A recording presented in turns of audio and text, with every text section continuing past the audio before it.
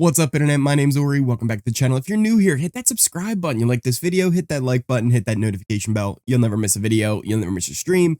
Today we're going over Digital Daily number 21 for Big Brother Canada 11. And, well, there wasn't much to it. If I'm being completely honest here, there's a few little things we could talk about that are of interest, but a lot of it was just rehashing old information. Not a lot of new stuff came up. One thing I do want to talk about is something interesting in the house itself. There's a dotted line of like arrows going through the whole house. It seems like it starts in the Circle K room, kind of runs through the kitchen, underneath the table, around the living room, couches, and then into the pool room. And I don't 100% know what it all means. It almost gives me a feeling like kind of like Clue, how there used to be like secret passageways to go from like one room to another, but like why is it going like underneath the table? I assume it's probably for some kind of competition or like luxury comp or like a mission that somebody had or something along those lines, but we don't really have much information. The houseguests really didn't even mention them. For the most part, they were talking about like counting things in different rooms and making sure that that's all known, because they're kind of assuming that could be the type of comp. I would bet that this would be the type of HoH competition that's more on the mental side, be it questions like A or B or before or after, one of those ones where they have like the podium in front and they got to turn the letter, or even step up or down, one of those type of HoH competitions, because we haven't had one of those yet. So I would imagine something along those lines could be happening for tonight's HoH. Nothing's really changed inside the house other than that, though. We've got Dan, who will be evicted tonight. It's probably going to be unanimous. The two people who most likely would have voted to keep him, Nene and Ty, are both closer to Claudia, so they're not going to keep him. We do get a couple little conversations that we can kind of go over. There was Ty and Claudia, and they were kind of talking about, you know, his talk with Dan, how people had told him Ty was gunning for him, which he was, and only kind of wanted to get close to him to like take him out later. Ty is just really on a mission to figure out who that was. Claudia thinks it was Santina, but it could also just be assumptions that people were making about him, and then went to Dan with that. Ty kind of agrees that it was probably Santina, and if it wasn't Santina, it was someone close to Santina. And then eventually they talk about like what her eviction speech is going to be. They were talking about on that a couple of times during this daily and on the last daily as well. We then got Hope and Jonathan, who had, you know, a very weird convo where they were just kind of napping and chilling in the bed the whole time. But there was a few little things that we can go over. For example, they were talking about how Nene's been kind of worried that, like, you know, she might go up in like a double or something like that. Like she's putting on the face of being happy, but is not exactly comfortable right now with what's going on. They just want to make sure that they can get power, just to make sure that, you know, Ty is the one that's going to be going after people. They said it would be great if it was actually just Santina who ended up winning it. And if Santina did win it, this is where John, it's like, oh no, what are you doing, bud? He says if Santina were to win power again, like he would even tell her like, oh, just put me up next to Ty, and so I can compete in the HoH. And then if he wins, or compete in the veto, and then if he wins it and comes off, a girl can go up and I'll still have the numbers. And Hope's like, listen, that's not your job. That's my job. And it's like, yes, Jonathan, listen to Hope. Listen to Hope. Do not do this. Don't do this, Jonathan. Just don't. Even if you think you would have the numbers, and maybe he would, I don't know. I don't know that for sure, and you don't want to take that risk, Jonathan, ever. They don't get why Koozie and everyone else seems to be so anti-Santina. Her moves were really helpful to kind of like everyone, and it seems like they've just kind of cut her off. They don't want to play game with her, and that seemed kind of weird to them. And then they really want to see Renee go at some point. She needs to go sooner or later. And then there was lots of coulda, shoulda, wouldas. They were like, oh, we should have, worked with Dan more. We shouldn't have sent Rob and this and that. So that was a kind of the theme of this whole daily, is just lots of, rehashing of old stuff and oh, if we would have done this or that. And Anika comes in and kind of leaves. And after she leaves, they both kind of say how they trust her a lot. But they do say that Ty is working angles, right? Like he's trying to get closer to people. And they would push against that more, but since, it's kind of done for this week and they don't know what's going on, just kind of have to wait and see, feel things out and see how everything goes from there.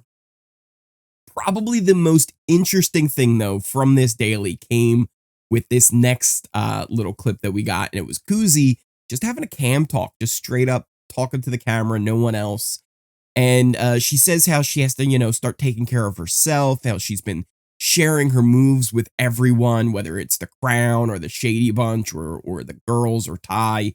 And she needs, to make sure she has her clarity and kind of get her groove back in this game. Apparently, there was some comment that someone said that made her wake up. I didn't get clarity on who exactly it was she was talking about, but to me, it seemed like she probably was talking about Anika and Daniel, which, because the way it went about, she was like, there's a trio here, and the other two will always take each other. And I think she's now realizing that Anika and Daniel would 100% take each other over her. And that was something we saw on the daily yesterday as well. Ty had come and questioned her about Dan finding out about Ty wanting to get him out at some point.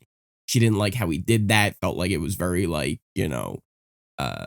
authoritative and like coming to her and being like, so who did it? Who did it? I'm trying to catch you in a lie. And she didn't like that. And then she actually said something that was kind of surprising to me, that she feels like the only people in this game that respect her are Jonathan and Claudia. I'm telling you, I feel the Koozie heel turn coming. I can feel her finally just turning around and saying, you know what? I'm going to be the villain now. I'm going to be the bad guy and start taking shots at people who are aligned with her. And I'm ready for it. Like, I want to see it. Like, this is going to be very entertaining to watch it happen. And also, I kind of want to see everyone who loves Koozie be like, oh no, not Koozie turning on her friends. So that would be entertaining to me as well. And then yesterday's daily was really kind of the story of Claudia making her pitches. Today, it was kind of Dan.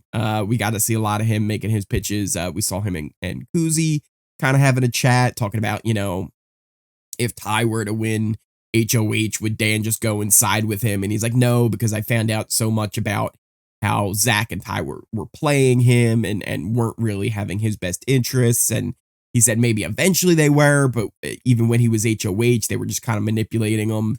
Eventually Daniel comes in, and then after that, John, after Dan had left, and they just kind of talk about how Dan's pitch had been, pretty much just saying nothing, and how it's too little too late, kind of like how we talked about in yesterday's daily, where he's coming now like 30 days into the game and now wants to try and work with them. One thing I thought that was kind of funny that Koozie said, it's like, how can I work with someone who's only now realizing that Zach and Ty were just manipulating you? I can't work with someone like that. That Jonathan brings up how Ty had changed after the veto and kind of went back to his old ways. And they're like, look, let's just let him feel comfy, right? Like if he's comfortable right now and not worried about making moves, that's easier to deal with than if he's like scrambling. And they bring up how Hope just worries every time he sees someone have a conversation with Ty. He gets worried about it, and Jonathan kind of reassures them, and he's like, listen, that's not a you thing. That's Hope knowing how manipulative Ty was, right? Like, Jonathan, Hope, and Roberto kind of separated from Zach and Ty because they saw how much they were trying to dictate things and be manipulative, and Hope doesn't want to see anybody else kind of fall into that trap. We got Anika and Dan in the kitchen for a little bit, just more of his pitch, but nothing really too serious there. We then got a little convo with Nene and Hope, and they were kind of talking about Zach and the whole letter situation. Eventually, Claudia joins them for a bit, but this was all really just Hope doing what he said he would do in the previous dailies, which was try and get closer to Nene and separate from Santina a little bit. So it seems like that plan is in motion. Eventually, John fills in Dan that he is going to vote him out, and he's voting for Claudia to stay. It was just kind of a really respectful thing where he's like, listen, I just want to be honest with you. Like, this is how I'm doing things. But, you know, I don't want any kind of animosities. Like, this isn't like goodbye forever. Like, I still want to be friends with you and stuff like that. And Dad's like, well, yeah, I mean, I might also get the votes. Get the votes. Sorry, buddy, you're not getting the votes. After that, we had Koozie and John who were having a chat. And again, just more rehashing of the same old stuff of what was Dan's conversation like, what was going on, all the tie stuff that was going on, just making sure they trust in the crown. And then kind of the last conversation we had for the day was Claudia relaying her day to Nene. She brought up how apparently there was a conversation with Ty and Santina in the pantry, and both of them came and went and talked to Nene about it. So she was kind of filling her in on all that stuff. But again, it was more of just the same of like, you know, someone telling Ty that Dan was going after, and then the Ty and Santina stuff and how they're not getting along. Then there was something else, and maybe I'm missing what the reference is. Maybe it has something to do with Roberto. I'm not sure if I even saw anything on the episode related to this or on the dailies related to this, but apparently it was very funny to Santina that Dan went to Claudia and said, hey, like, I want to leave something for Nene, but all I have is bracelets. And like, they burst out laughing like this is the funniest thing in the world. And Dan's like, but is that too triggering? Like, I don't know. So I don't know if I understand that reference. Maybe we never actually got context to that anywhere else on the dailies. Maybe we did and I missed it, because a lot of times when it's just like the weird personal stuff, I just kind of gloss over. I'm like, can we get to the game? Can we get to the game information? Nene eventually, though, fills in Claudia about her conversation with Hope and how Hope was like, you know, I thought you hated me most of this game. So it was just kind of a nice conversation. Nene seems that she took really well to it, so that's good for Hope. And then they ended up talking a little bit about, you know, who they think the invisible HoH is, and they're both pretty sure it's Santina, but they still have that small little bit of doubt and actually think it could be Anika. For a couple different reasons, just because of the way she acted during some of the ceremonies and afterwards. So there's that little bit of doubt in them that it could be Anika, and that could affect the girls' alliance. Because if we actually bring up our alliance chart here, the way things have kind of seemed to play out is the Shady Bunch are right in the middle there of the Crown and the girls plus Daniel alliance, right? So it felt like they really have the ability to kind of go either way in this game. You got the sword, which I assume is with Santina. I'm not 100% sure, but I assume it's Jonathan, Hope, and Santina.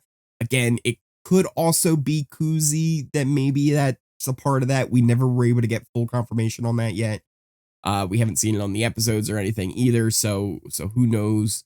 But with a lot of the stuff that's kind of developing now, it seems like both sides are going to gun for Ty if they have the opportunity, but wouldn't be that upset if they were able to kind of pull him as a number and use him to take a shot at, say, Jonathan, Renee, or Hope. Yeah, it's a weird little dynamic that's going on, but it does seem like with everything that's going on with the girls kind of having this doubt that maybe Anika was the one pulling this move, that kind of worries them, and that maybe could cause a little bit of split in that girls alliance. Koozie, again, I mentioned earlier how she's having doubts about Anika and Daniel, it seems like, so that could be an issue as well. Again, that also could have been a reference to the whole sword situation with Hope and Jonathan. But then in that same convo, she talks about how Jonathan's the one who respects her. So maybe he wouldn't take Hope over her. I really think it has to do with the Shady Bunch. That would make the most sense to me, what that comment was all about. So yeah, there's cracks forming. There are cracks forming. The Crown, if they stick together here, could really do a lot of good stuff, and get really far. But again, with all these cracks forming, who knows how it's gonna go? The only thing we know for certain is Dan is going to be evicted tonight. But will it be unanimous? Will he get a pity vote? Probably not. Probably gonna be unanimous. But we'll have to see on tonight's episode. What did you guys think of the daily? And I will have a recap for the eviction episode tomorrow as well. If you are new here, though, hit that subscribe button. If you like this video, you made it all the way to the end of this video, smash that like button, hit that notification bell so you never miss a video, you never miss a stream. Links to all my socials are in the description and pinned comment down below. My Twitch, my Twitter, my Discord, the new Kick stream, go follow that as well. I will be live just before the episode over on Twitch, so you can come hang out. We're doing something kind of cool over there. So make sure you check all that stuff out. And as always, thank you guys so much for watching. I appreciate each and every one of you, and I will see you next time.